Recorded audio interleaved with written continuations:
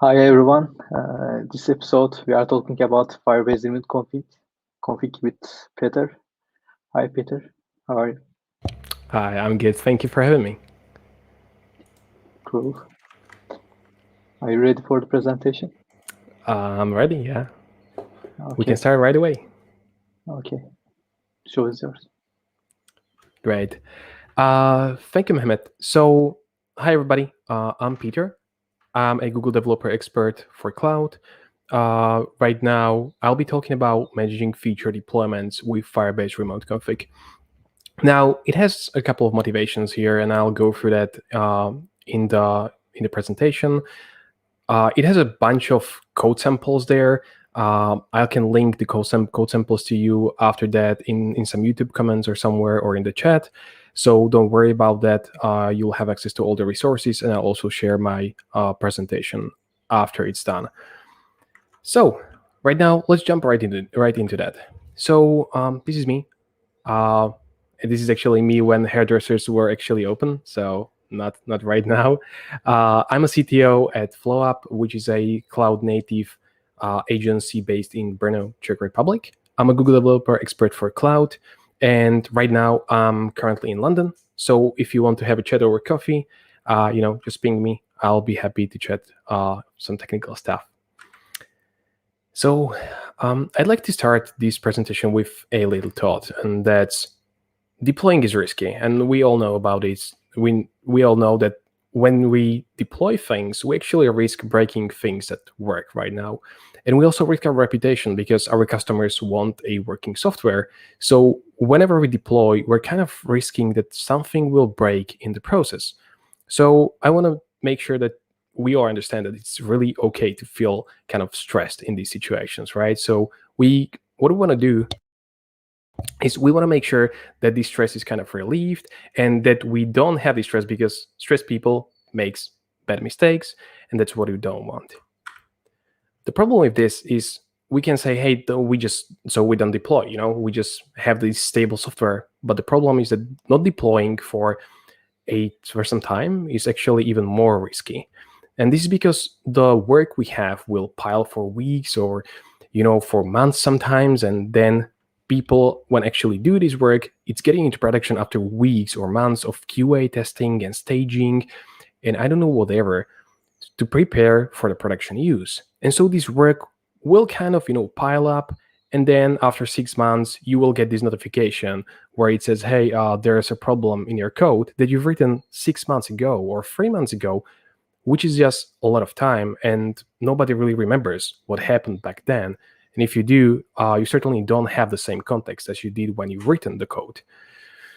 So this thing then results in a week-long deployment, and I had this experience myself, and many of my friends had the same experience when you have, all prepared, and you're like prepared because everything's working on dev, everything is working on staging, QA, everything passed. And right now, you're just sitting there trying to deploy to production, and it takes a whole week because there's a fix after fix and a bug after bug that's really coming to your code, and you don't know what's really happening because these only happen in production, because these may be very edge cases. And so what happens after 1 week is we just want to stay in bed for another month, just to recover from all of this stress and everything that happened in the last week. And this is what we don't really want. So let's hear the motivation behind this. The motivation is very simple. It's to resolve the production issues as soon as we see them, or as soon as possible, really. So we don't have to risk getting all this work piled up and then not knowing what's really actually happening. And this is because production issues, as I said, are very hard to debug. And they're very hard to debug in a moving environment where we can't really isolate things or experiment with things like we can in dev environments, where you can just say, I'll just stop the service to see what's happening, or I can just start debugging this service. It will maybe have a worse performance, but whatever. You can't really do these things in production, and you don't really want, because you don't want to introduce another bugs or another possible problems in your own environment that's kind of stable, but it has some bugs in it. And the third thing is, stressed people, as I said, make very bad mistakes. And this results in even more production bugs. So if your work piles up and then you have bugs, there's a big chance you will even introduce new bugs by hotfixing these things. So, what we can actually do here. And the result for me was, let's test in production. And when I told this to some of my friends, they were like, "You're crazy. How can we test in production? Like, that's not possible right now." And then I started thinking about how to make this actually safe. So we can test in production because the only way we see our code running, and the only way we know, sorry, that it's actually running in production and it's usable is by running it in production. We can test our code on dev or QA or wherever we really want. We will probably never catch all the edge cases there are in the real production world. So we need to kind of test in production, but let's test safely. So there's a couple of rules we'll need to have and we'll need to comply with. The first rule is maintain and actually improve your current QA mechanisms. If you don't have QA mechanisms, this is not a good way to start. You don't want to start testing in production right away. First, you will probably want your unit test and your integration or end-to-end test. And once these pass, you want to start actually using the production environment to test. So again, please don't use this as your first or the foremost mechanism to actually do QA for your code. Now, the second rule is users won't actually notice we are testing a new release. This is only for users that actually don't know that or that are not opted in. So, for example, if you have users that are in production usage and you actually need to test something new for them, but you don't want to, have impact of all the users of 100%, you can just say, hey, this 1% will get the new revision, but they will actually never know because it's some kind of, it may not be a UI-based feature. It may just be performance feature or something like that. Or it may also be a very simple UI change just to test that. But we really don't want people to actually notice that something's really moving in the application when they are using it. And the third and fourth are very, very close to each other because the third says we need to scale gradually. This means we want to say, hey, we only want to test from 0.1% users or 1% or 3%, whatever makes sense to you, to 100% and scale this very gradually. And fourth, there must be a handbrake. What this means is really, even if we are at 90% of gradual rollout, and we see there's a very big problem, if it's a performance or if it's a security issue or whatever was introduced, we want to roll this back as soon as possible. So we'll be using two services to do this. The first one will be Remote Config, that this talk is about, and the second one, so you know how this can be actually configured on backend, is called Cloudrun. Now, for those of you who don't know these services or have them or know them just a bit, the Remote Config is making your apps more configurable. Now, what this means is Remote Config can switch on-fly configurations for your applications. It fetches continuously in background for new configurations so they are prepared for these users, and then it can activate them. The one thing that you need to know is you can't just deploy configurations. You actually need to deploy apps. So before you actually start deploying the new configurations, you will need to deploy your apps while all these features and all these things, all these flags that you want to have in your app will need to be in place before you start configuring them with the remote config. I mean, you can, of course, remote configure an application without a feature, but it will probably not result in your expected result there. And the second thing is Cloudrun. For those who don't know Cloudrun, I'll go a bit through a code and some commands that you can use to very simply deploy your application. But Cloudrun is a service that will help us in this situation. And I have multiple talks on Cloudrun, so you can just Google them if you want to know more, or just go to the official documentation. But for this purpose, we will going to be using Cloudrun so we can deploy and access multiple revisions of a single service at once. Now, what we need to know here is that both of these revisions are actually running in production just next to each other, and they are not affecting each other. So they're kind of isolated here, but they are both running in production and we can access them in production. So let's start with a bit of a Go code. You won't need this code. That's the first thing. It's just to have an idea of what we're actually doing and what's being deployed and how you can actually use Remote Config and Cloudrun together. So here we have a simple Go backend, and it returns hi and then the name, as you can see from the query parameter there, that's going to be passed into the handle function. So it's very easy. We just listen and serve this one endpoint. What you need to know is you can see there's a os.getEnv for port, and this is because Cloudrun will actually tell us on what port we should be listening. So you should not be listening on your own ports, or you can actually, if you don't specify that you are listening on this port in your service. Let's deploy it. So this is very easy. Again, Cloudrun makes it very, very easy to, or very straightforward at least, to deploy your services if you're able to have certain standards. For example, in Go, you can actually use build packs. This is a new feature that's coming into Cloudrun. It's right now in gcloud beta, as you can see, and you can just run gcloud beta, run deploy, and then name of the service, which will right now call super cool service, and then we say -- source is this main or this source that we have and that I showed you before. What this does in the background is it actually runs the build pack in the background for you, and so you don't need to really know how to containerize stuff. It basically builds a minimal image for a Go application with all the TLS stuff and all you need to actually communicate to the outside world. And it will make it everything for you. So you don't need to really know much about containers to actually deploy containers to Cloudrun nowadays. If you want to know more about containers, I also wrote an article that is called "You Don't Need Dockerfile to Build a Go Container." So if you're interested in that more, I'll be happy if you jump to that article as well. So this will create our production environment. And what will happen is we will now have 100% of all traffic in our super cool service. So let's change it.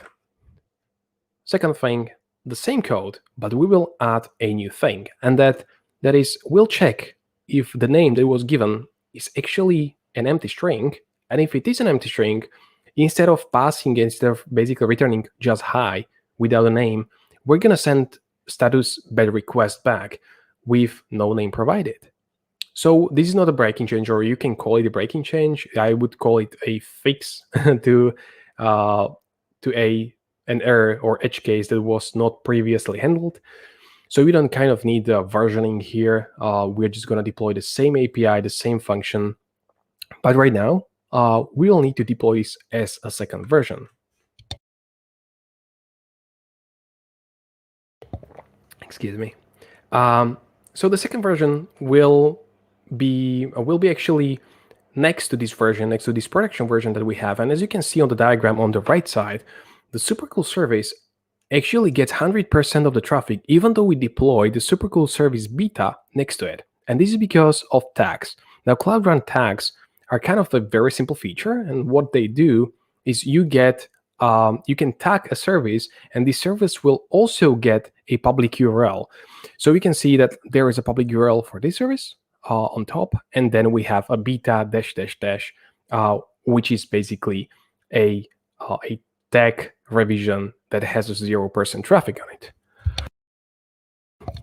So what we can do right now is we now have two versions. They are all running in the production environment, but one is accessible and has actually 100% traffic, and the second one is not accessible, or it is accessible, but only for users that explicitly say that they want to have the beta version, which means they will start hitting the beta endpoints.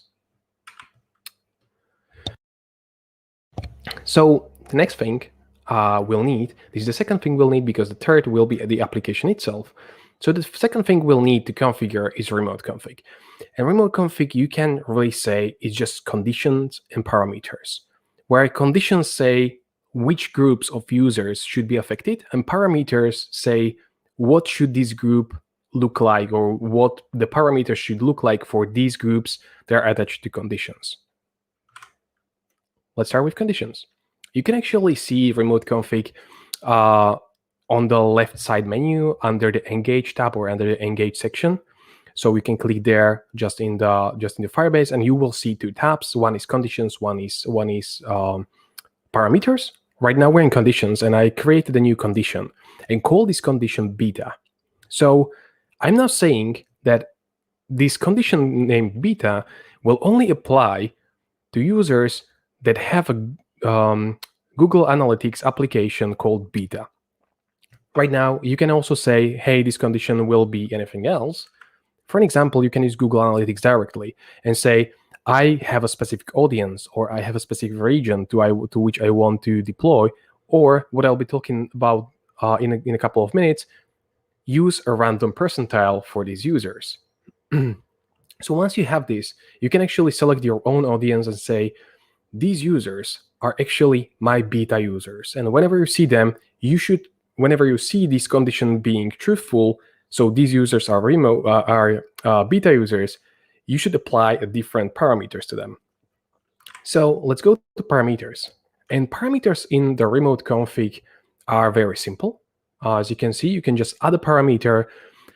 You don't need to add all conditions, right? So right now I've added both conditions to the API URL parameter. So now I have API URL, which is parameter, and each parameter needs to have at least one value, and that is a default value, which means if no condition is actually, if the user doesn't comply with any condition, it will actually result in the default value.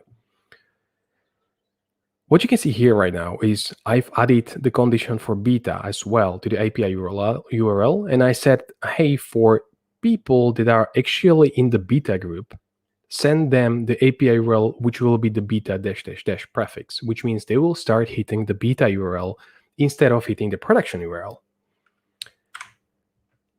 What happens then, or the third thing that we need to do is, so we already created the Cloudrun service with two revisions, both accessible. We've already created conditions and parameters for our beta users, and right now we need to set up the application. So this is a snippet from the Flutter library called Flutterfire. You can also use Firebase libs for like Angular Fire, React Fire, and there are many more libraries, or the official JavaScript SDK. So what you can see here is very simple example how we can really import and do this manually. So what we're doing right now is we're manually fetching the configuration from Firebase and then activating this fetched configuration so we can actually use it in our Flutter app. What I have is also a complete example here, or a more complete example that's using minimum fetch interval, which means this will actually fetch in the background every hour. And if it can't fetch in 10 seconds, it will actually not fetch or retry in a couple of minutes. But you have this configuration that is being refreshed every hour in the background for you, and you can then activate it if you want to. Now, whenever you want to, sometimes may mean you want to add or you want to activate the configuration, as soon as possible. For example, if it's an API change, and sometimes when it's a UI change, you actually want to activate these things only on the startup of the application. So, when the user is in some view, it just won't recreate itself and being totally different view than it was before, just because you started canary testing or A/B testing the user. This is also kind of simple or simpler configuration. You can also see the defaults. So anytime the configuration cannot be fetched, you should always store some kind of defaults here in the remote config. And I think that's it for basically the application. So right now we have a backend, we have Firebase set up, and we should also have the application set up ready.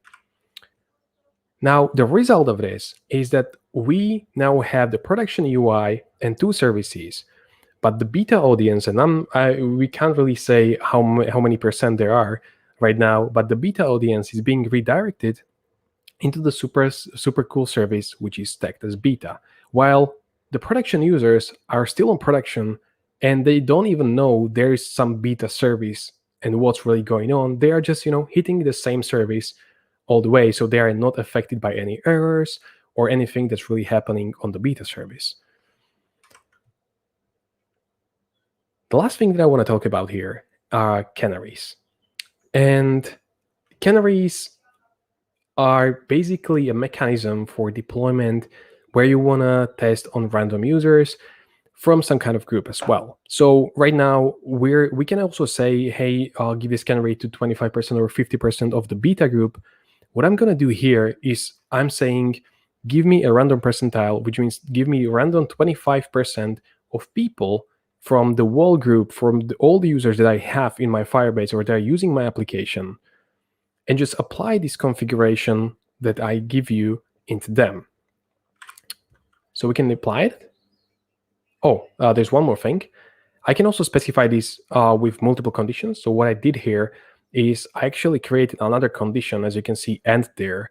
And this also says this only applies to production users. Why is this? Is because we already have the beta condition there. So all our beta users are actually already being redirected to beta. And now we're saying just pick 25% of the production users and start redirecting them to beta as well. These things will persist, at least for the time until the configuration expires. So you kind of, if you're testing Canaries, you actually want to kind of have this expiration kind of higher, so you don't change the UI for the users, every 30 seconds or every half an hour when they're trying to do something and suddenly the UI changes for them. And yeah, then we define the API URL for this canary.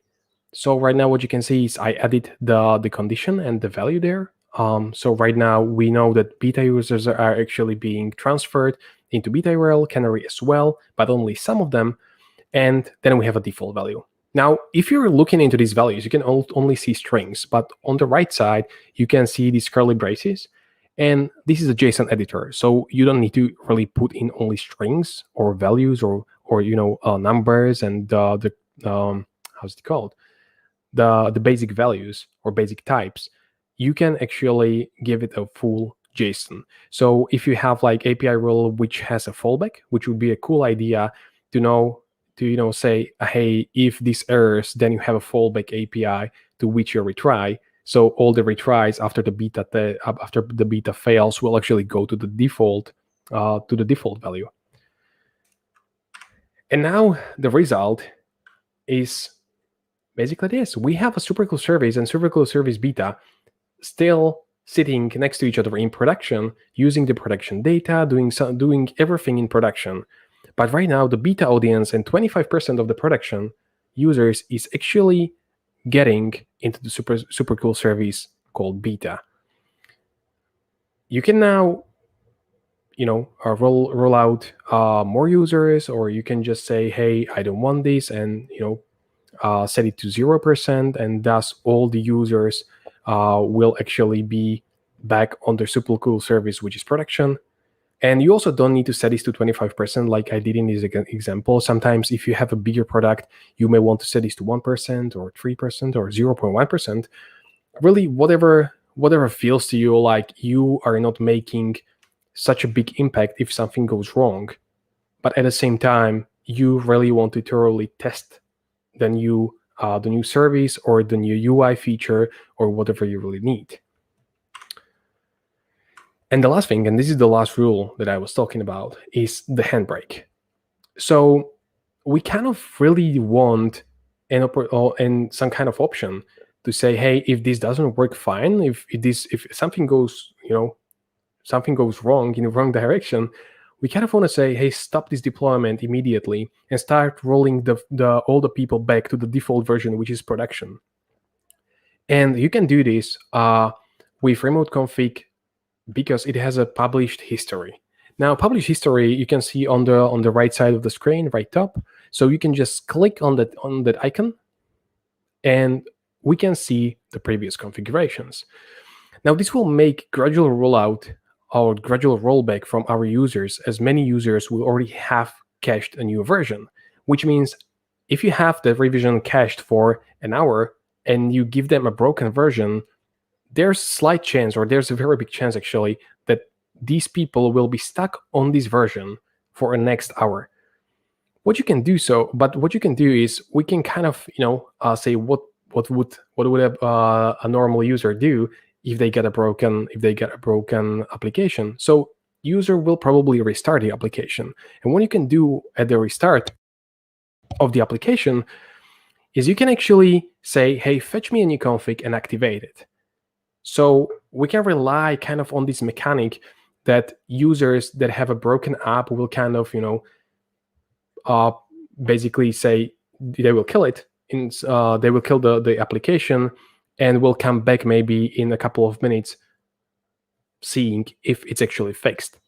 So if we can have these canaries for an hour or for a couple of days maybe, and we see these features being broken and we roll back, then on the next start of the application, the people will actually fetch the new configurations, which will already be rolled back. Now, there may be a problem if you're thinking about making the configuration refresh, for example, every 30 seconds. That's a cool thing to do in development and by the documentation. And we've tested this a couple of times with a couple of people. So it's okay until you have like 10, maybe 15 people actually doing this every 30 seconds. The problem is that if you have a bigger application where there are thousands of users, you will start hitting the quotas.